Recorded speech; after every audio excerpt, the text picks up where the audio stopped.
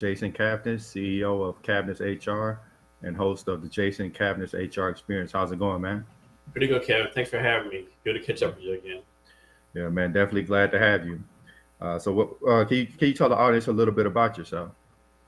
Yeah, it's always hard to do that when you talk about yourself, right? But it's something you got to get used to do it as an entrepreneur or whenever you're trying to do something, right? So I like to say I'm a tattooed INFJ retired U.S. Army officer. Tattooed because I have like 45 tattoos all over my body.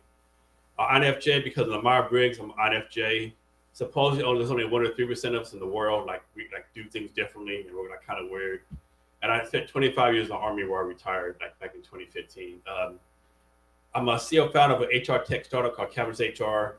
We do HR companies for 49 or fewer people. And I'm sure me and Kevin will get into all the tech challenges I've had with that as far as being a non-tech founder. And also, Kevin said, host a podcast where I talk to interesting people. So like long-form in-person podcast. Actually, I have a lot of fun doing that. So, how did you make the transition from the Army into HR? So I actually did HR in the Army, right? So I think the better story is like how I transitioned from the military to startups. So back in 2015 when I retired, back then everyone in the Army said, no, go to LinkedIn trying to find a job. So I'm on LinkedIn connecting with people, trying to find work, whatever the case may be. This guy named Mark Monroe reached out to me. He said, hey, Jason, my name is Mark Monroe. I have a startup called My Unfold. We're going to help military veterans find jobs by doing skills tests and not resumes. Can we meet you in person and you tell me how the Army helped me find a job? I sure, but one question for you. What the blanks of a startup? Had no clue, no concept what a startup was, right? Like you just can't start a company. That's not allowed. All the companies in the world already does this, right? He laughed, give me a quick dummies version of startups, and it really intrigued me, right? And I made him really hit it off. So I convinced him to let me work for a startup for a couple of years. And from there, I learned that most small businesses don't have HR. So just like a slow transition that way. Of course, a lot more details to it. Yeah, but it was very interesting. So, yeah, what were some of the challenges that you've come across when you started running your own startup?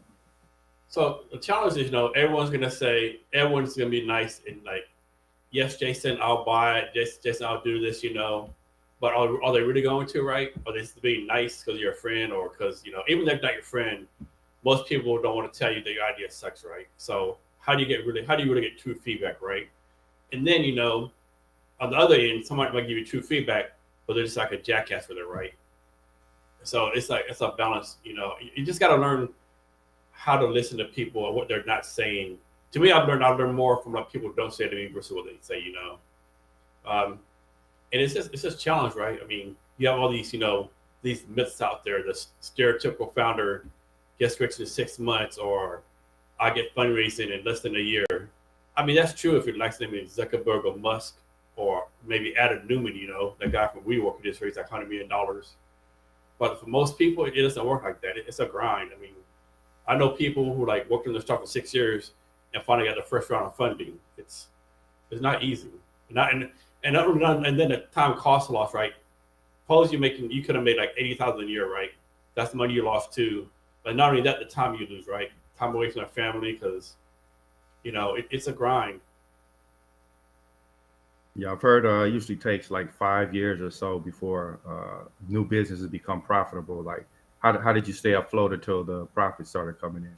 So I'm very fortunate. Like I said, I retired from the Army and have a few bills, but I'll be honest. If I was like just a regular Joe person, like had no retirement, there's no way I could do this, right? I mean, there's no way. I couldn't imagine like having a full-time job, making good money, and doing this full-time, right? I mean, I know people who do it, more power to them, but I don't think I could do it, right? That's why I'm very fortunate having like a military pay that can like pay all the bills and still like give me like bootstraps, so to speak. But yeah, like those people out there like doing a full-time and a full-time job, yeah, more power to them, but that's a lot. So, if you did have a full time job, you said you would just do this on the side. Yeah, I'll probably just do it on the side because that's one thing. Like they'll tell you, keep your full-time job doing the side and you get traction and stuff. But then most investors won't even talk to you unless you're doing this full-time, right? So how do you transition from? And another thing, like if you're doing a business, like some people will meet you on the weekends after 5 p.m. Like, is a customer really gonna meet you at 7 p.m. on a Thursday night? Maybe they will, maybe they won't, right?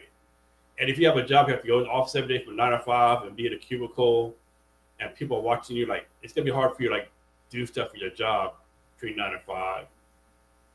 But there's so much advice out there too. This thing I talk about too. If you do start a company, you'll get so much advice from people. Some you won't ask for, some you will ask for, and you gotta take it with a grain of salt. Because someone might tell you something that was successful with them like 2 years ago, but there's a different economy, different area. Your business might be different, so you have to take everything with a grain of salt. And most people do have good intentions. Also be aware there's a lot of scams out there, right? Who like feed on like new startup founders and like only want to. They'll say, "Hey, pay me $50 a month. I'll do this for you," and they do nothing, right? Exactly. So how do you determine whether somebody is actually capable of doing what they say? Like, what are some of the criteria? Yeah, so that's something I definitely sucked at first, right? Another problem I had too, like not a problem, like mistakes I made. It would be like I always see a platform, right? I don't really need this platform right now. Suppose I have a sales platform. I don't really need a sales platform right now. But they'll offer me for like a extra, like too much free, 50% reduced cost, whatever the case may be. I can afford this. And then 8 months later, I spent all this money and I never used it. So even though it sounds like a great deal, I basically flushed down this money down the toilet. And there's so many like people out there doing things right. Like I don't care if it's HR, marketing, sales, product development, Google Analytics. There's literally thousands and thousands of people who are doing something right. And there's really no way for you to like do the background check, a deep dive. So sometimes you got to trust your instinct, trust the websites. Hopefully, you know people who can refer you to you. For example, at least once a day, I get a LinkedIn message from somebody in Bangladesh talk about, my SEO is horrible. They want to fix it for me. Hmm. I can't talk for anyone else, but I don't know if I'm gonna like give my SEO up to some random guy in a third world country, right? I mean, I'm sure some people do, and I'm fine with it, but I don't see doing that, right? And also, I think you have to have a lot of touch points with people too. You gotta, and then again, even you trust someone and you know them, there's there's still a risk that might rip you off, right? Because you never know someone's true nature, so to speak, right?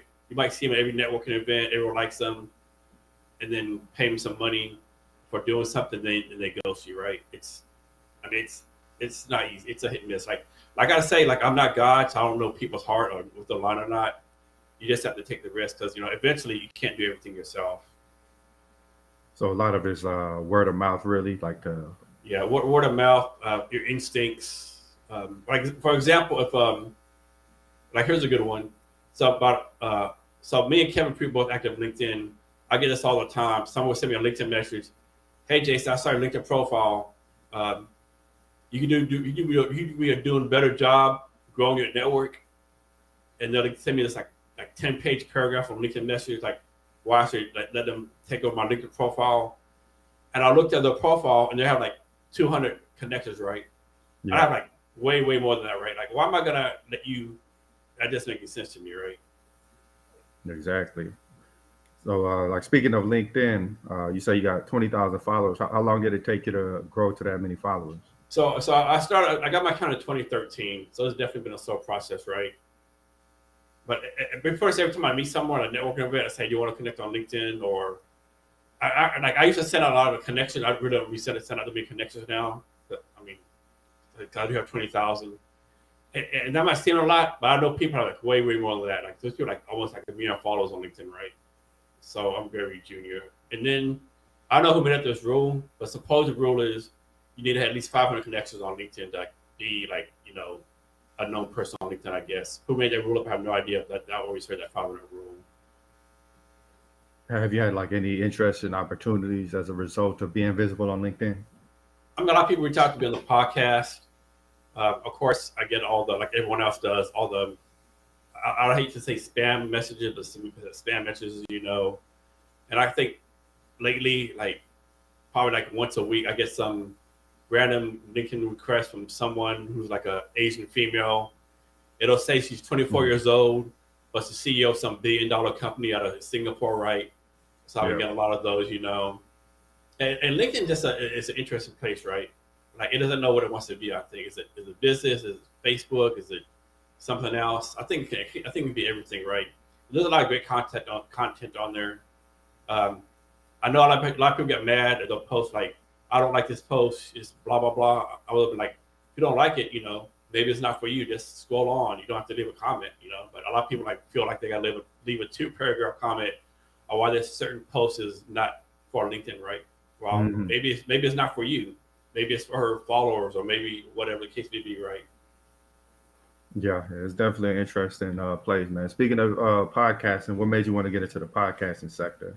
So I did it. So I made some big pivots on podcasts. I really did my podcast. It was called the Cavness HR podcast. It was like market my company. When I first did it, I did like everyone else, like 30-minute podcasts, and I was talking to other HR people.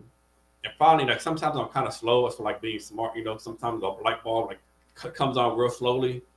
So it finally dawned on me, like if you're doing the podcast for your company, these HR people are not going to buy HR from you, right? Especially if they own HR company, HR director, right? Makes no sense, right? And so I transitioned to the Jason Cavness Experience, where I talk like people like entrepreneurs, other interested people, small business owners. Also, when I was doing a 30-minute podcast, like it just went too fast, right? Because I'm a curious person. I had all these questions I want to ask, and so I transitioned to like a long form podcast, so I could ask questions I want. Like I had the guy on Saturday, uh, Kevin. He's the president of a cybersecurity company. If I would have done a 30-minute, if I would have done a 30-minute podcast, it would just be about his business. But since we did it 2.5 hours, I learned that he sailed from Miami to Italy, that he lived here since 2013 from Germany, that he goes to garden with his kids, So just learning those kind of things, right? More of a deep dive. And everyone will tell me, Jason, there's no way I could talk for 2 hours, right? Or 3 hours, right? There's no way. But every single time we're like finish a 3-hour podcast, every time they say, Jason, I thought, why are you only talking for 30 minutes? I'm like, dude, check your watch. Because no one believes how fast the time goes by, especially like if the people, have a good back and forth, ask the questions. And of course, offer bourbon too. So when the guests drink bourbon, that really makes it a whole lot better. Because they really start, just talking. So yeah, I noticed you really got your studio set up there. So is most of your podcast done in person now? Yeah, they're pretty much all in person. I try to anyway. And I started thinking like people who want to think about starting on podcasts, like most people they start like a laptop, a webcam, like a cheap $35 mic, right? There's no need like to go all out, right? I mean, you can do that later on, like get some listeners, get some downloads for your upgrade. Another thing too, make sure it's something you really want to do. I think the stats show that like for every 100 people start a podcast, only 5 are still doing it after 10 episodes. Because I was like during COVID, like millions of people start a podcast because they're home, while pretty much none of them are doing podcasts anymore. I think I'll make this. Of course, I'll make this number up. I think on Apple Podcasts they have like 8 million or 9 million registered podcasts on there, but only like a little less than $1 billion actually pushing out podcasts on a regular basis, right? So if you want to start a podcast, start one because it's not as many podcasts as you think, but definitely know it's going to be it's going to be a grind.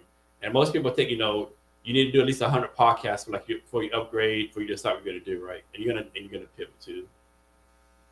Yeah, I think most people kind of look at it as a get rich quick scheme. They think they got some Yes. good information. They're gonna pop up, then millions of people are just gonna jump on. But it doesn't Yes. work like that. Yeah. Everyone's not Joe Rogan, right? And people don't realize Joe Rogan was Joe Rogan way before he started the podcast, right? Like he had a following. He was on Fear Factor. He was on TV shows. And even if you go back to like Joe Rogan's first 100, I mean they suck, right? They're freaking horrible, right? And he did it just to have a fun, have a platform, and now it's turned into something totally like engaging, right? So you have to do it for like you said, put information out, and like and another thing too, people will say, do a podcast to make money, do a podcast, put your stuff out there. You need to do a podcast because it's something you want to do. Like you need to do a podcast if it was just you and like 10 listeners, right? Something you want to have fun with. And then the downloads and listens, a lot of people I know they'll quit if the podcast only has like 55 listeners, right? Or 55 downloads. They'll give up. Oh, I'm not getting enough listeners, whatever. And I always try to say, what would you give to talk to the same 55 people once a week in person, right? In conference room, right? And you got to think it like that.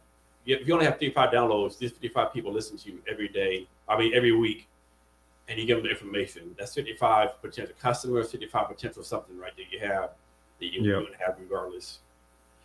You know, a lot of people don't realize it's like really hard to, get attention because there's so many other podcasts. Oh So that yes, doesn't determine the quality of the podcast. It's just like hard to break out when there's so many other people doing the same thing. and that's a great point, Kevin. Like you're just not competing against other podcasters. You're competing like TV, Netflix, radio. You're competing against all forms of content. You're competing against somebody that's decided, you know what, I'm not going to watch anything today. I'm doing 24-hour digital fast, right? You're competing against all of that. Exactly. So like it's almost like you have to do something extreme to stand out, or you just have to be extremely consistent. To Yes, yes. like, what are some of the biggest lessons you've learned about podcasting? Um, just I think you just gonna be consistent, and I think the main thing you gotta, for me, I think you have to put the focus on your guests, right? You have to make your guests shine as best as you can. I remember I was on a podcast one time a few years ago. The podcast was 30 minutes long. I talked for 3 minutes. I'm like, how as I as a guest only gonna talk for 3 minutes, right? So I think you don't want to do that. I think the good ratio is like somewhere where 70-30 for your guests, maybe 80-20, 80%, 70% for your guests, and then you talk some, and always encourage your guests like talk more, expand on stuff. Um, of course, there's a fine line. If you ask a question and 30 minutes later they start talking, you might want to, try to cut them off and redirect them. And another thing with podcasts too, you never know who's listening, right? I mean, you just never know who's listening or not listening. I've been a networking invest. Oh yeah, I listen to your podcast all the time.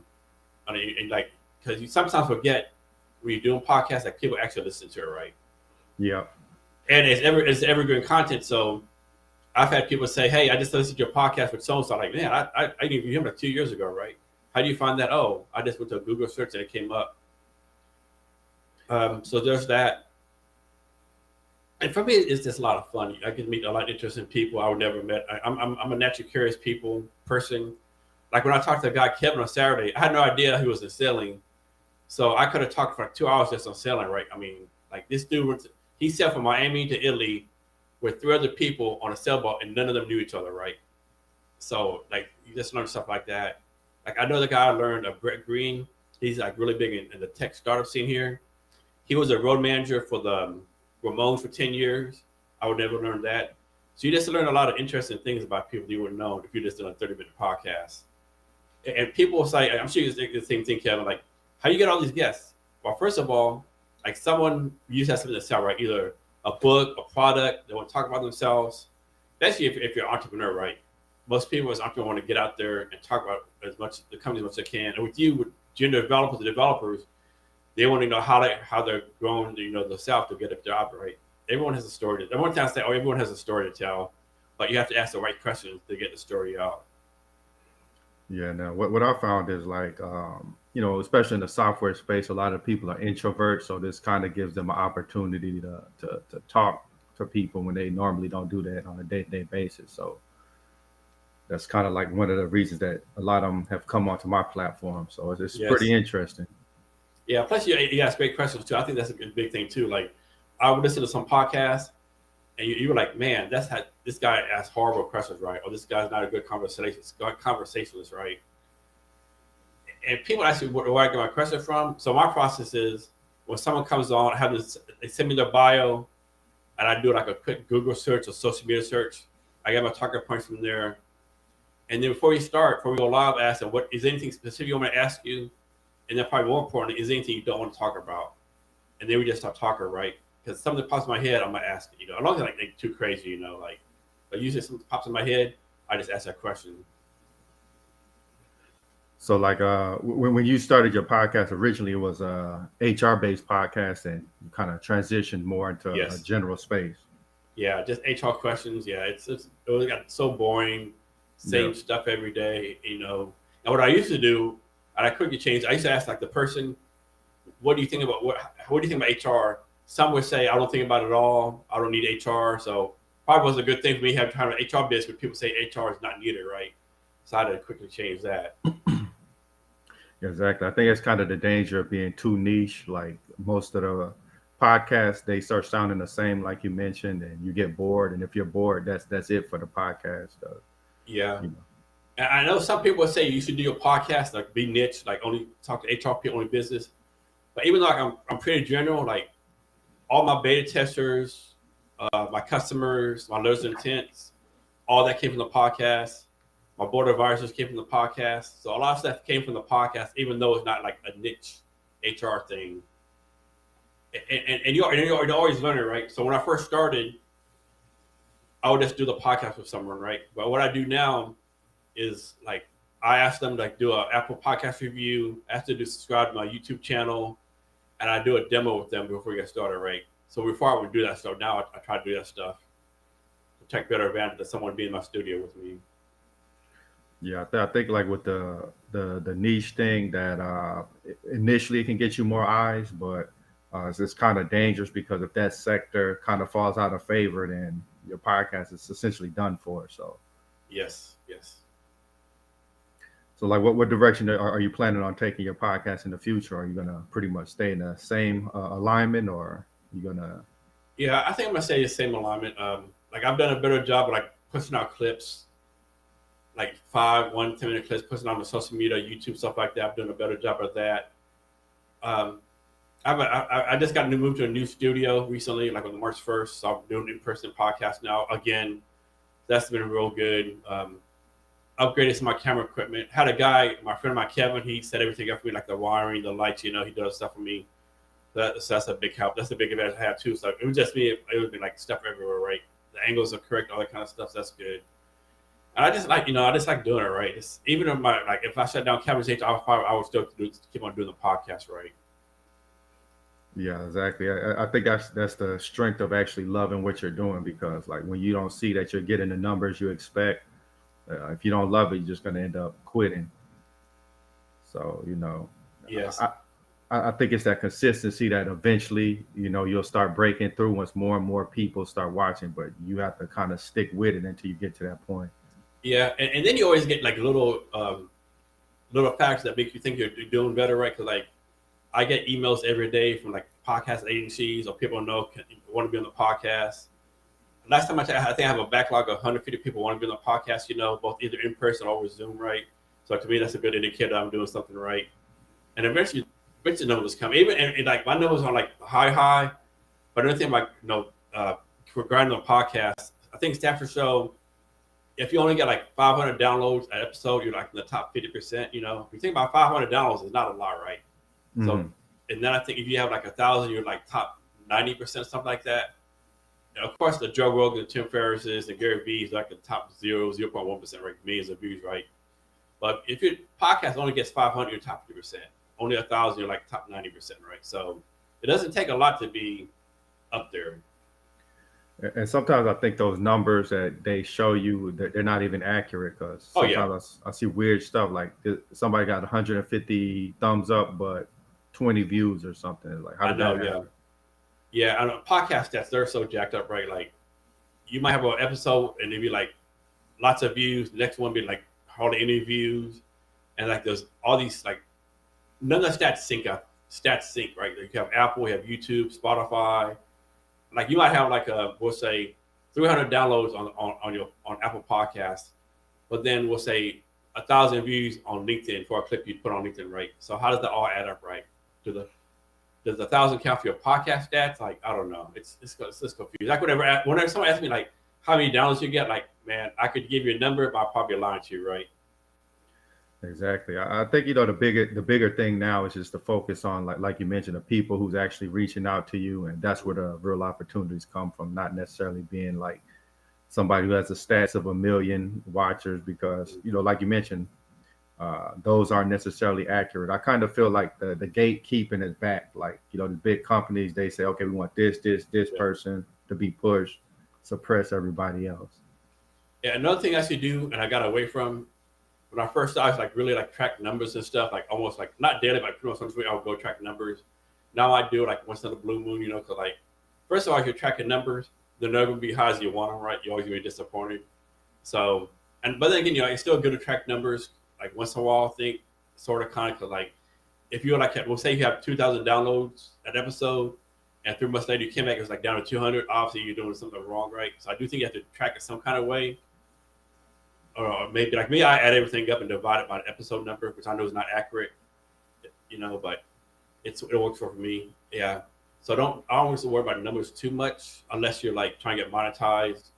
And then most podcast advertisers, you gotta be like Joe Rogan or Tim Ferriss, because I think you gotta have at least a minimum of 10,000 downloads an episode. And even then, I think if you get 10,000 downloads an episode, you only make like $10 off it or something insane. Yeah, is it like those people that's making like 50 million or 10 million? That's kind of like a super tiny Yeah. like sector. So like I think podcasts are good for visibility, putting information out, making connections. Like if you need a benefit other than just enjoying podcasting. Yeah. And another time I do the podcast, I've done this for a while. So like, suppose I have like a 2-hour podcast interview with someone.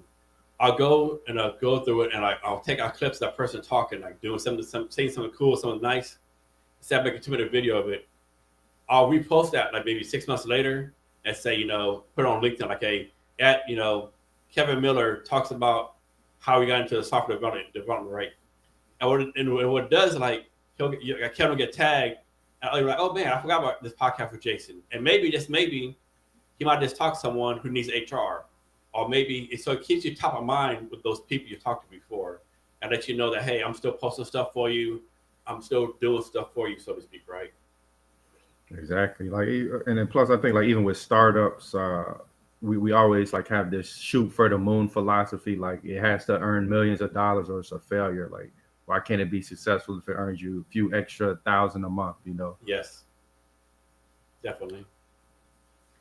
So like, what are some of the more interesting guests that have been on your podcast? Oh man, I've had some great guests. So last week I had a guy named Byron Robinson. He ran the 400-meter hurdles in the 2016 Olympics. So that was a great guest. He's in the financial industry now. I had a guy named Charlie Contugo. I know I said his last name wrong. He's like pretty much like top photographer in Seattle. He used to be a musician. He had a good life story. One guy, Miguel Ayala, out of Denver. He has a company that they ship satellites into lower orbit. A guy named Quentin Morris. He's like a master violinist here in Seattle. I just had quite a few interesting guests. I'm fortunate with that. How did you said that was like you have a huge backlog? Are they reaching out to you or are you reaching out to them? It's a combination. So like what I do, I reach out to my first connection on LinkedIn. I don't know if it's irrelevant. Like suppose but first connection links like a real estate agent. I'm not gonna have them on podcast or financial advisor, but like I reach out to one person. She's the executive director for the American Cancer Society, so I reached out to her. So I thought that'd be a good one. I reached out to a lady. She's the director for the Masters Entrepreneurship Program, University of Washington. So as long as I think it'd be an interesting story, like if you're real estate, yeah, I'm probably not interested in talking to your financial advisor. Probably not, unless I know you personally. Yeah, and then of course, like for the podcast agencies, a lot of them, like they try to talk to coaches. I don't really talk to coaches anymore unless I know them. So it's this yeah. Are you kind of like trying to avoid people that just want to get on your show and advertise their product? Yeah, I am. I mean, like and that's hit and miss too, right? Because some of them do have stories to tell. Like when I first started, I talked to a lot of coaches, like probably 9%, like you just tell them like I don't want to say like use college shares, but it's all about them, what they can do, So I try to stay away from them now, which of course I can now because I can be a little more discerning in what guests I have on now. So I know a lot of people are using these AI tools and things of that nature. Are you into the AI or are you kind of staying away? Oh man, I want to get more involved in it, right? Like, yeah, I'm so far behind that kind of stuff. It's like is this the beginning of Skynet? Is the beginning of the iRobot takeover? Like, I mean, who knows? I think it's some good and bad stuff too. But I don't think people. One thing I talk about on a podcast all the time. I don't think the average American realizes like how much tech is coming. Right? Like, we have no clue. Like, I think we're gonna have like drone deliveries everywhere. We're gonna have I don't know. I think it's scary and exciting at the same time. Yeah, it's just like something that can completely revolutionize society, but like you mentioned, it's extremely dangerous if something goes wrong. Like once this thing gets unleashed on the internet, you can't put it back in a bottle. Yeah, and I'm kind of same subject. I just hope that people like thinking through all the consequences, right? Because I know there's a lot of talk about like autonomous trucks, like semis, like driving and no more drivers, right? Well, if you do it overnight, you're gonna have like hundreds of thousands of people unemployed, right? Yeah. Now, of course, they're gonna have find new jobs, like maybe doing something else with the truck industry. But still, like if you got rid of all, I'm making this number up, 250,000 truck drivers overnight, man, that's like a hit to the economy. That's really big, right? It's like so, if someone smarter than us thinking these things through. I hope so.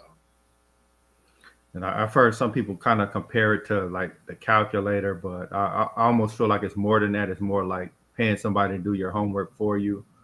Like, how many people are going to lose their skill set because they're just going to chat GPT, hey, type me up a marketing Yeah, promotion. Or, exactly. Because you lose that brain function because of like oh, what's the clip from man, what's his name? Neil Tyson, the black scientist, the famous mm-hmm. one. So he was talking about how people always say like, "Why should I learn math? I'll never use math. Blah blah blah." And he says, "Well, the point is not that you're gonna learn math. By using math, you're training that part of the brain to be useful, right?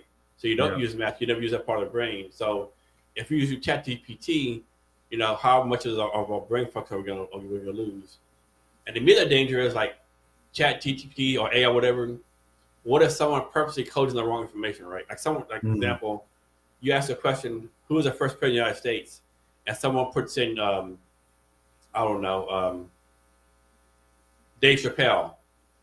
You know, obviously it's wrong, but 100 years from now, maybe people don't know it's wrong, right? Yep. Like who's validating the information is correct?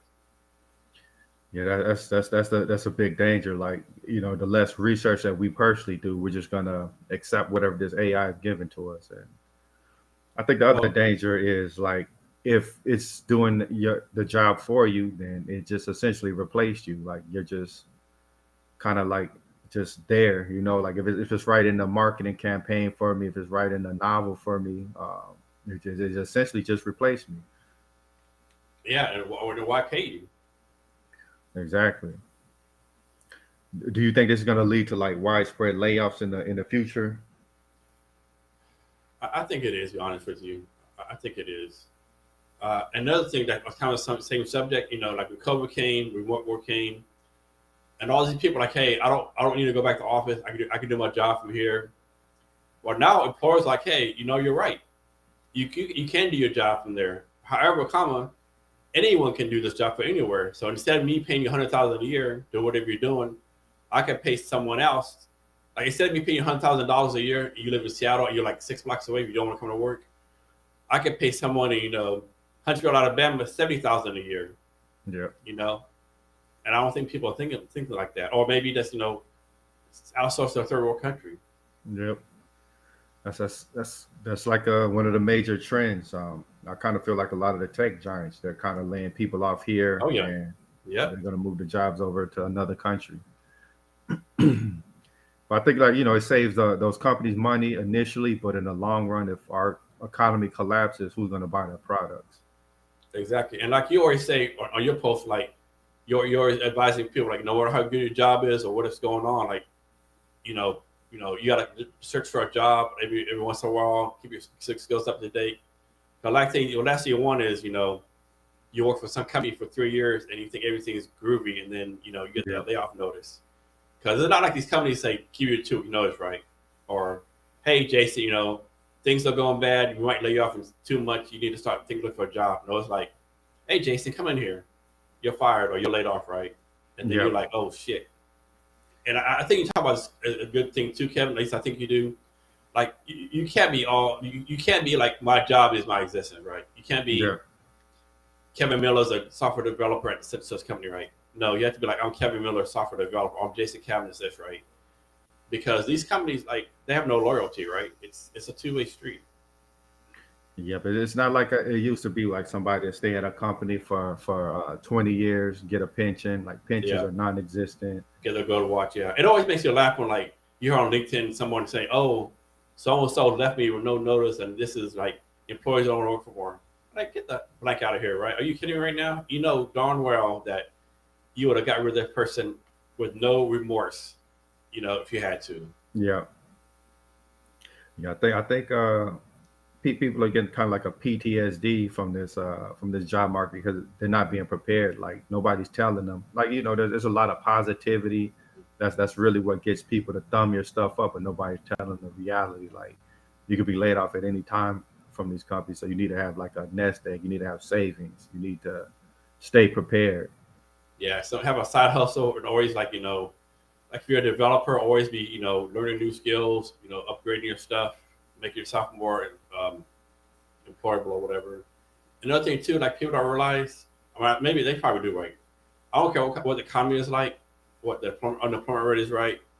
It's never easy to find a job. I don't care what Yep. people say, right? You go to the best economy in the world, it's hard to find a job. Worst economy, it's hard to find a job. It's never easy. And I think for me, my point, I think there's a reason for this. One reason is I think it's always a disconnect. Like, suppose you get laid off. Suppose you have a company and you lay someone off, right? Well, suppose I get laid off from a job. Well, I need to find a job right now, like sooner or later, right? I have a mortgage, I have bills to pay. Like, I can't mess around and wait 3 or 4 months to find a job. I need one now, right? Well, if a company's hiring, suppose a company like someone quit from a job, right? And so they kind of need someone right now, but they take the time, right? They're gonna have like other people do additional duties to do their job. They're gonna go through all this interview process. So the employee needs a job now. The company is gonna take the time, right? So I think that's a big disconnect. And another disconnect, I think, is between the candidate, the recruiter, and the hiring manager, right? 'Cause a lot of times the candidate, they apply for jobs not really qualified for. I know some people say, if you meet 70% of qualifications, they'll apply for it. Maybe you do, maybe you don't. Other people say, we'll higher percentage. So a lot of people apply for jobs nowhere qualified for. I think that's a disconnect. Then of course, recruiters and both candidates, they ghost each other now. Unfortunately, right? I look for a job every 6 months. I've had things where I got the final interview and then heard nothing from anyone else. Like, man, I made it the final interview. Can you at least like send me an email saying you're not hiring me, right? Like, so that's ridiculous. I think the one that does not get enough blame is the hiring manager, right? Mm. Hiring manager, they'll do a job description. The recruiter will have the perfect person go there, and then they'll change the description, right? Or, well, this person is not good enough, or this person is this, or this person is that, right? And so it just goes back and forth. And just another thing too with jobs, things stats show like for every job there's like 200 applications, and they only maybe call like 10 for phone interviews, maybe 5 for in-person interviews. So if you get an in-person interview and if you don't make it, you should take it as a good time you're doing something right. Now, if you're applying to 100 jobs, you don't get a phone call, a phone interview, like you do something wrong, right? And you get some advice from someone.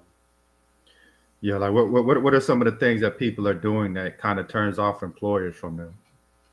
So one thing I realized, like everyone, like you're gonna have all these people say, "I'm a hiring expert." No one's a hiring expert, right? Like no one. I don't care what they say. So you're telling me every person you hired is still with your company, every person in your company is like still doing great things. I'll bet my retirement the answer is no, right? And so, and you really don't know what people want to do.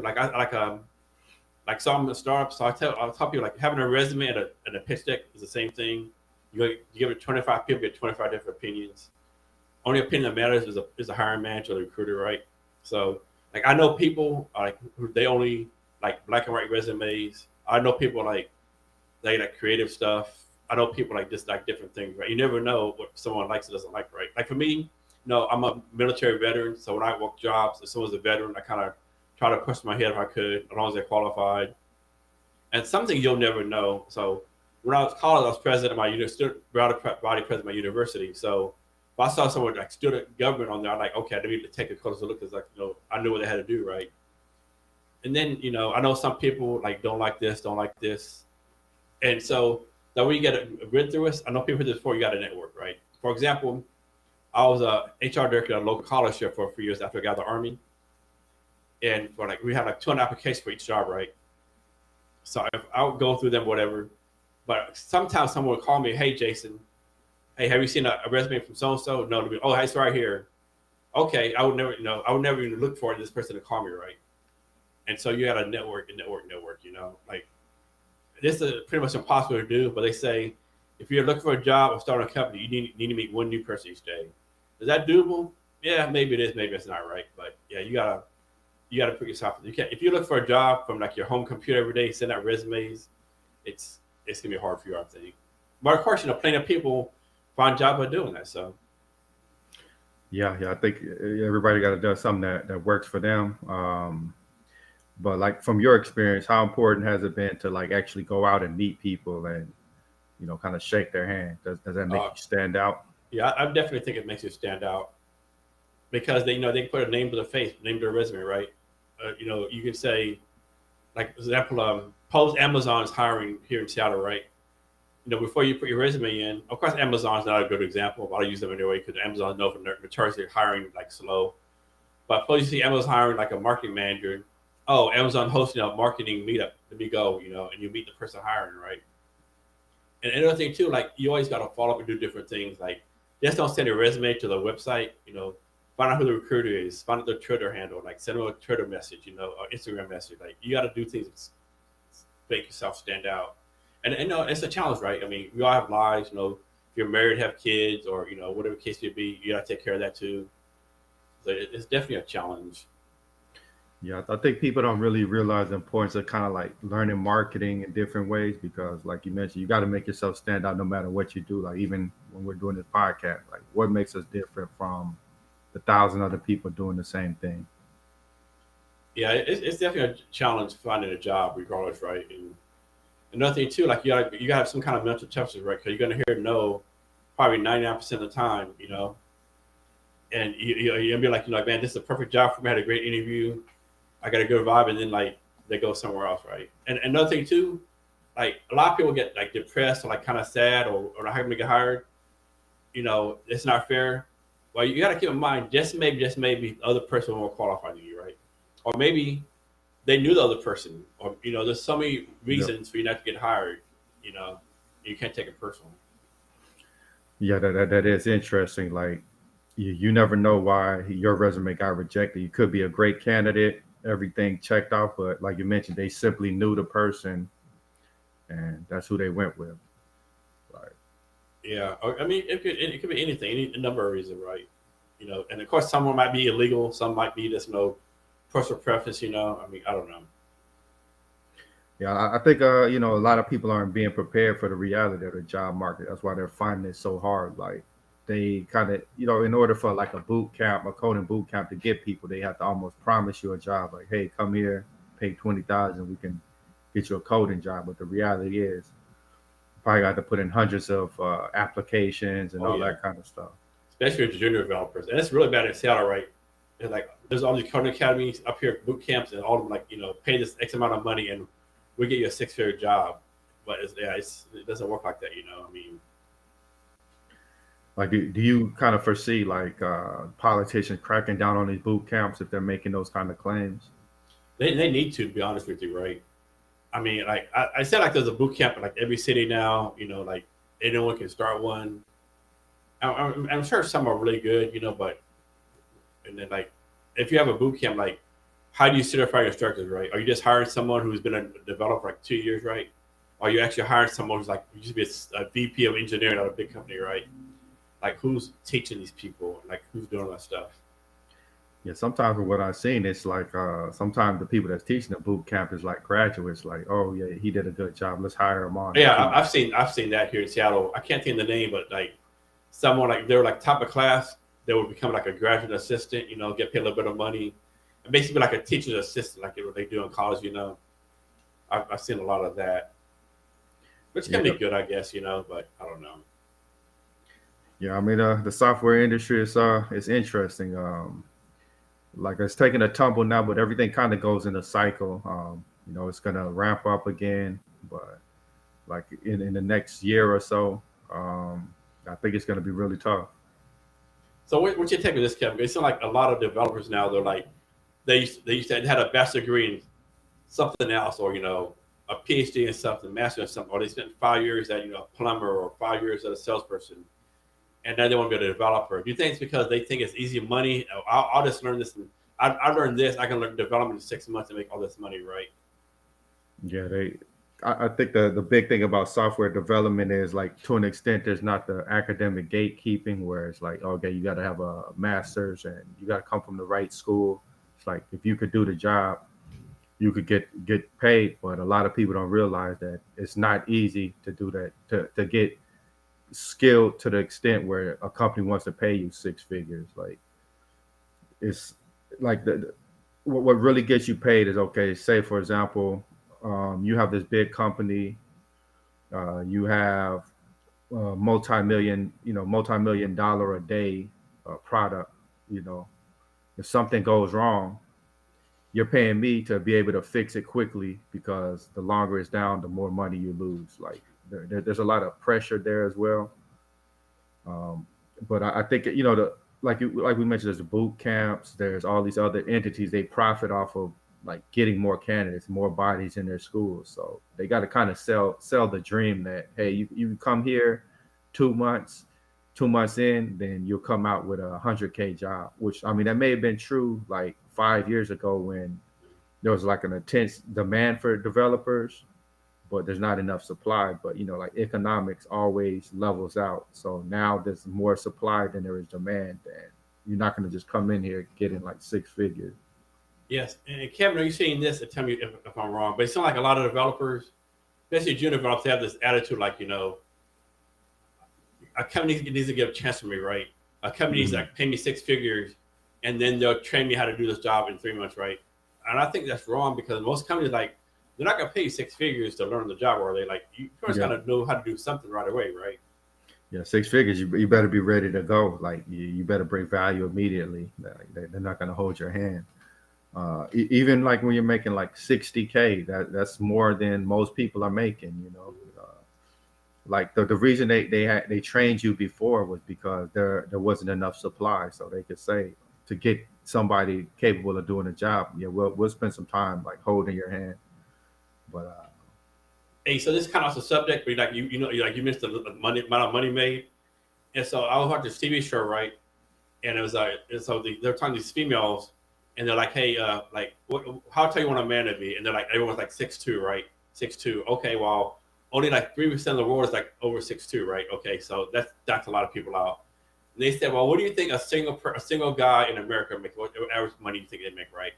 Oh, he has to make at least six figures, 200,000, 95,000, right? yeah, And they said the average single man in America makes 37,000, right? And so they tell these females, you try to look at someone who makes over six figures and 6'2". That's less than 1% of the population, right? And back to developers, right? They're getting paid $60,000, $100,000. They're getting way more than the average salary of most the average American, right? And so companies gonna expect you to, like you said, give some value, like and make it instant contribution. I think.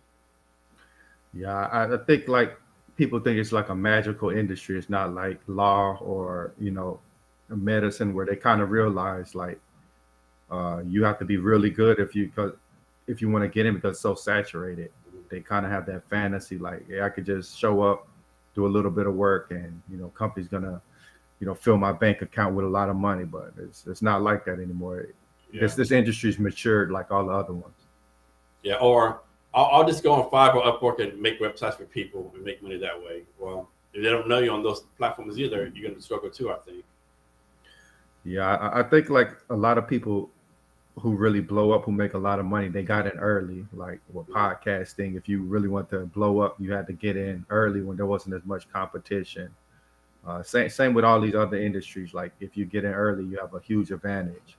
But like if you get in later, your skills have to be exceptional, or you just have to have something that really makes you stand out. And that's how like the software industry is now. Yeah. I know also with junior developers, developers in general, like I think a lot of developers they're like in a bubble, like they like the developers of their own language, the way that like, they talk to, everything has to be like in detail. I mean, and of course, somebody's on the startup founder or the company owner that communicate what they want. But like, if you're working with someone, they say, build this for me. I think you should ask some detailed question, right? Like you said, build this door for you. Example, like where do you want the handle at? Where do you want the thickness at, right? Because most people Hmm. are like, I know me, I'm guilty of this. When I want someone to build something, I'll say like, build this, look like this. A lot of non-tech founders lack the skill to communicate properly to developers, right? And I think developers have a part in fixing it. Also, like non-tech founders have a way to fix that too. I think. Yeah, I think the communication is important, and be like if you're an employee, like being proactive, that's really how you get promotions. Like you're not waiting for your boss or manager to say, hey, do this, do this, do this. You're asking like, hey, is this good? Is this what you wanted? Okay, what should I do next? Like a lot of people are kind of passive in the workplace. It's just always waiting, waiting, waiting, waiting for somebody to give them work, waiting for somebody to tell them what to do. But to be in a leadership position, that's where you have to be like more proactive. And it's not difficult to make yourself stand out, right? Because I'm making this number up, and I think this is now like for all time in the past, and that's not for developers like HR people, marketers, anyone in general, right? It's like 80% of people like drop me backtrack, like 20% of people have that too. Like, suppose I work for you, Kevin, and you pay me like 100,000 a year. Like, Dad, Kevin's paying $100,000 a year, man. I got to do this. I need to do that. I need to prove I'm worth that amount of money. I need to give him $20,000 for the value. If he asks me to do something, maybe it's not my job, but I need to figure this shit out, And then I think the other 80%, they're like, oh, Kevin's only paying me 100%. It's not my job, I'm not doing, this is too hard. I don't know what to do it, right? All that kind of stuff, right? And then people, 80% ask why the people, 20% always get promoted, always get raises, right? Because they make them stuff stand out. Now, don't be wrong, maybe your life is like, you don't want to get promoted or get a raise and you're discontent. I mean, there's place for those people too, right? But like, don't complain if you don't get promoted or raise. You have this attitude, oh, I'm only doing this, I'm only doing that, right? Yeah, I think like at the end of the day, we have to realize the cold hard realities of what a business is. It's like something Yeah, that you're there to make money for somebody, and they're gonna look at you. Are you bringing value? What kind of impact are you making? You make a lot of yeah, impact, you get promoted. You don't make any impact, they fire you. yeah. So Because like most businesses are not nonprofits, and even nonprofits have to break even. exactly. So I think like even junior developers need to start thinking like, why would a company want to hire me? What kind of impact would I bring to the company? And a lot of companies don't hire junior developers because one, you have to train them. Two, it might be months before they get up to speed, and three, by the time they're up to speed and they start making contributions, they're already like looking for another job. So it's like I'm not gonna. The companies are That's thinking I'm not gonna train the next company's mid-level developer. I know that's a big risk. Companies have to take. And they don't want to take that big risk. Exactly. So now, like as a junior, you almost have to come in as a mid-level, somebody who's just ready to go. Here's a question for you, Kevin. Let's suppose you're hiring a junior developer, and you ask them, "Hey, let me see your portfolio," and they said, "Oh, I don't have one." What would your Mm. reaction be? Yeah, I probably have to. Uh, if I didn't cut them short, I would have to really like grill them on the technical stuff. Like, do you really know these frameworks? Mhm. Like, if they can really talk their way through a technology, then maybe I can like you know ask them like further questions and see like why don't you have a portfolio? Yeah. Or maybe I'm working on like a project that I can't really reveal what it is, Mhm. but if they don't if if they don't have that portfolio, they're gonna have to do something else that really makes them stand out. Yeah. Like they can't just come and give me the impression that they're not doing any work. Okay. Yeah. It surprises me how many developers and designers don't have portfolios. So you've come across a lot of juniors that Yeah. Yeah. like what is their pitch to you? Like how are they saying like A lot of it is like like trust me, I know what I'm doing, or I can't show my portfolio because it's private, or just I've heard all the kind of things. yeah, I mean, I think if the more risk somebody has to take on you to hire you, the less compensation you're gonna offer them. Like, like your risk. Like, I can't just pay you all this money and I don't know what I'm getting. I know. But yeah, man. I know it's coming to the top of the hour, man. I'd love to have you back. I know I have to get out of here and do some things, man. Are you open to coming back and we can Oh yeah, continue this conversation? yeah, definitely. Yeah, we have a lot more to talk about, no doubt. Yeah, man. I appreciate you for coming through. Yeah, thanks for having me, Kevin. I really appreciate it. All right, thank you everybody for tuning in. We'll catch y'all next time. Peace.